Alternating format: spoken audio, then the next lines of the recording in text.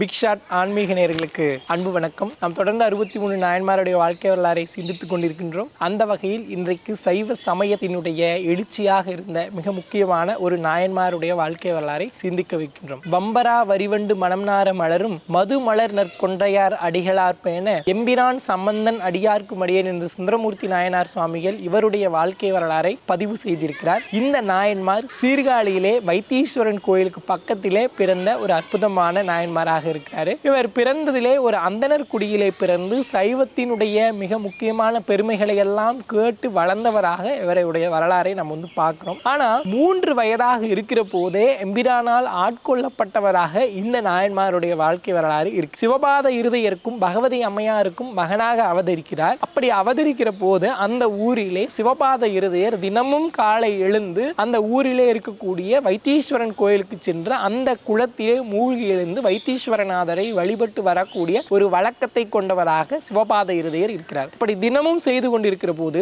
3 வயதாகிய இந்த ஞானசம்பந்த பெருமான் தன்னுடைய தந்தையோடு குளத்திற்கு செல்ல வேண்டும் சொல்லி ஒரு நாள் அடம் பிடிக்குது. அந்த குழந்தையும் அழைத்து கொண்டு கோயிலுக்கு போறார் சிவபாத இருதயர். அந்த குளத்தின் கரையிலே இந்த குழந்தையை அமரச் செய்து விட்டு குளத்திற்குள்ளே போறாரு. அப்படி போய் மூழ்கி எழுதுவதற்குள் இந்த குழந்தை தந்தையை காணும்னு சொல்லி அழதான். இந்த இடத்துல சேக்கிழார் எப்படி பதிவு செய்கிறார்னா, உலகம் உய்ய இந்த குழந்தை அழுந்ததாக சேக்கிழார் பதிவு செய்திருக்கிறாரு. அதே போல இந்த குழந்தை அழுத உடனே பார்வதி தேவியார் தன்னுடைய பொற்கிண்ணத்திலே பாலை எடுத்து கொண்டு இந்த குழந்தைக்கு கொடுத்து அழுகையை நிற்பாற்றார். அதன் பிறகு சிவபாத இருதயர் குளத்திலிருந்து வெளியே வருகிற போது இந்த குழந்தையுடைய வாயெல்லாம் பாலா இருக்கு, யாரு கொடுத்தாங்க அப்படின்னு இந்த குழந்தையை கேட்கிற போது அந்த குழந்தை பார்வதி தேவியாக இருக்கக்கூடிய உமையம்மையோடு இருக்கக்கூடிய எம்பெருமானை இந்த குழந்தை கைகாட்டிய உடனே இந்த குழந்தை என்ன பண்ணுதுன்னா அற்புதமான ஒரு பதிகத்தை பாடுது. தோடுடைய செவியன் விடையேறியோர் தூவென் மதிசூடி காடுடைய சுடலை பொடி பூசி என் உள்ளம் கவர் கல்வன்கிற அந்த அற்புதமான பதிகத்தையும் இந்த குழந்தை பாடு. அதற்கு பிறகே தெரிஞ்சிடுச்சு சிவபாத இருதயருக்கு,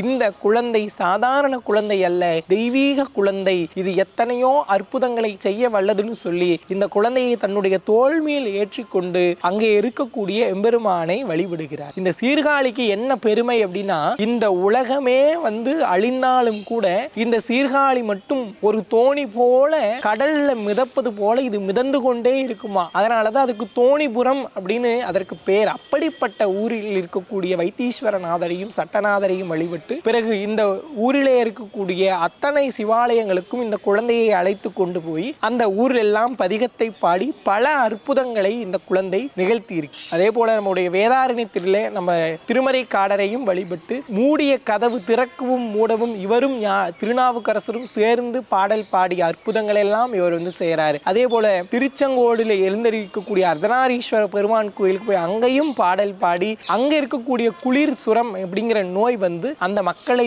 தாக்கி இருக்குது. அந்த நோயிலிருந்து மக்களை எல்லாம் விடுபட செய்யறாரு. அதே போல மதுரைக்கு போய் மதுரை சொக்கநாத பெருமானை வழிபட்டு அந்த ஊர்ல சமணர்களினுடைய ஆதிக்கத்தை எல்லாம் தன்னுடைய அனல்வாதத்திலும் புனல்வாதத்திலும் வெற்றி கொண்டு அந்த ஊரிலே சைவத்தை மீண்டும் நிலைநாட்டிய பெருமையெல்லாம் இந்த நாயன்மார் செய்கிறார். இப்படி வாழ்வினுடைய இறுதி வரை பல அற்புதங்களை செய்து தன்னுடைய திருமண நாளிலே அந்த அக்னி பிளம்பிலே இவர் தன்னுடைய பதிகத்தை தமிழிலே பாடி ஒரு சோதி பிளம்பாக மாற்றச் செய்து தன்னுடைய நண்பர்கள் தன்னுடைய அடியார்கள் தனக்காக இருந்த அத்தனை பேருக்கும் இவர் முக்தியை கொடுத்துவிட்டு கடைசியாக இவரும் அந்த ஜோதியினுள்ளே கலந்து எம்பெருமானோடு ஐக்கியம் அடைந்திருக்கிறார். இப்படிப்பட்ட அற்புதமான நாயன்மார் வரலாற்றை இன்றைக்கு நாம் சிந்தித்திருக்கிறோம். மீண்டும் ஒரு அடுத்த நாயன்மார்களுடைய வாழ்க்கை வரலாற்றில் இணையும் வரை உங்களிடமிருந்து விடைபெறுவது பிக் ஷாட் ஆன்மீகம். நன்றி.